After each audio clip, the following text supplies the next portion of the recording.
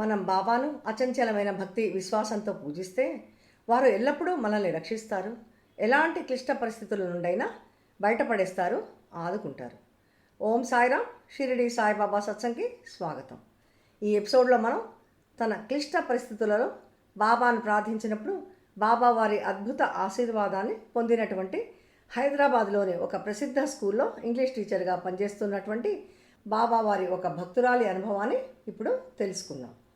ఈ టీచర్ గారికి తన పేరు చెప్పడం ఇష్టం లేదు, అందుకని ఆవిడ పేరు నేను ఇక్కడ చెప్పడం లేదు. అయినప్పటికీ ఈవిడ అనుభవాన్ని మీకు కూడా ఎందుకు తెలియజేస్తున్నానంటే, మన ఈ ఛానల్లో వింటున్న ఎవరైనా భక్తులుంటే వారు కూడా తమ ఆశను కోల్పోకుండా అత్యంతమైన విశ్వాసంతో బాబాను ప్రార్థించి వారు కూడా బాబా లీలల అనుభవం చేయవచ్చు అనే ఉద్దేశంతో ఈవిడ అనుభవాన్ని ఇప్పుడు తెలుసుకుందాం. వీరి పెద్ద కొడుకు ఉద్యోగం కోసం తీవ్రంగా ప్రయత్నం చేస్తూ ఉంటాడు. చాలా ఇంటర్వ్యూస్ కూడా అటెండ్ అవుతాడు, కానీ ఒక్క ఉద్యోగం కూడా రాదు. ప్రతి చోట నిరాశ ఎదురవుతుంది. సమయం గడిచిపోతూ ఉంటుంది, వయసు కూడా పెరుగుతూ ఉంటుంది.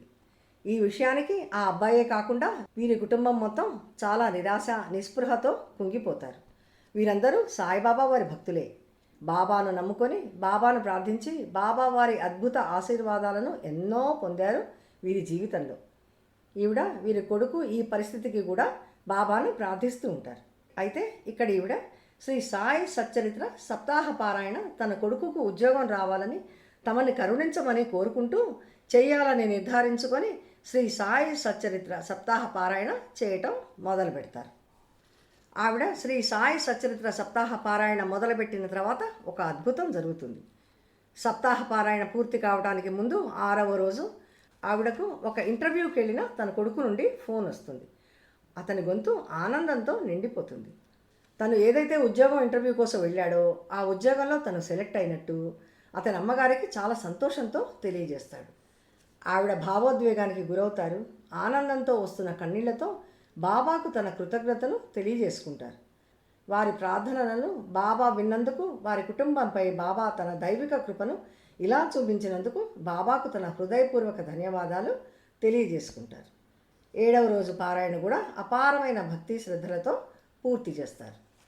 ఆ సాయంత్రం ఆమె పెద్ద మొత్తంలో చింతపండు పులిహోర తనే స్వయంగా తయారు చేసి హైదరాబాద్లోని చాదర్ఘాట్లో ఉన్న బాబావారి మందిరానికి తెచ్చి అత్యంత ప్రేమతో బాబాకు సమర్పిస్తారు.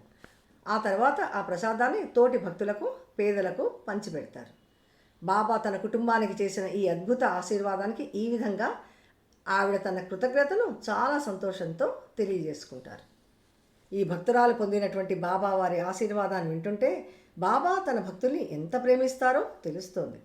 తన భక్తులు చేసే ప్రతి ప్రార్థనకు బాబా స్పందిస్తారు. వాళ్ళని సరైన సమయంలో ఆదుకుంటారు. శ్రీ సాయి సచ్చరిత్రలో బాబా తన భక్తులకి ఎప్పుడూ తనని పూజించడానికి ఏ మంత్రం కానీ ఎలాంటి ఆచారాలు కానీ చెప్పలేదు. ఈ విషయాన్ని శ్రీ హేమంత్ పంత్ గారు శ్రీ సాయి సచ్చరిత్రలో చాలా చక్కగా వివరించి చెప్పారు. బాబాను ఎలా స్తుతించినా పూజించినా బాబాకు సమ్మతమే. సాయి నామ సప్తాహ పారాయణ అయినా కావచ్చు, శ్రీ సాయి సచ్చరిత్ర సప్తాహ పారాయణ కానీ, రోజువారి పూజ, ఆరతులు లేదా స్తవనమంజరి పఠనం కానీ ఎలా స్తుతించినా పూజించినా బాబాకు సమ్మతమే.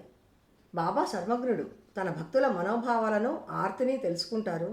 వారి ప్రార్థనలకు తప్పక కరుణిస్తారు. వాళ్ళని సమయానికి ఆదుకుంటారు, రక్షిస్తారు. ఎవరికి అనుకూలమైన రీతిలో వారు బాబాను ప్రార్థించవచ్చు, స్తుతించవచ్చు, కీర్తించవచ్చు. కేవలం సాయి సాయి అని తలుచుకున్నా వారు తన భక్తుల్ని ఆదుకుంటారు అని కూడా మనం శ్రీ సాయి సచ్చరిత్ర ద్వారా తెలుసుకుంటున్నాం. కానీ బాబా కోరుకునేదల్లా మన నుంచి ఒకటే: శ్రద్ధ, సబూరి, ఇంకా పూర్తి నమ్మకం. శ్రద్ధ సబూరిని పాటిస్తూ బాబాను ప్రార్థిద్దాం. వారి అద్భుత ఆశీర్వాదాలను ఎల్లప్పుడూ పొందుదాం. వచ్చే ఎపిసోడ్లో బాబా వారి మరొక అద్భుత ఆశీర్వాద మహిమతో కలుద్దాం. ఓం సాయిరామ్.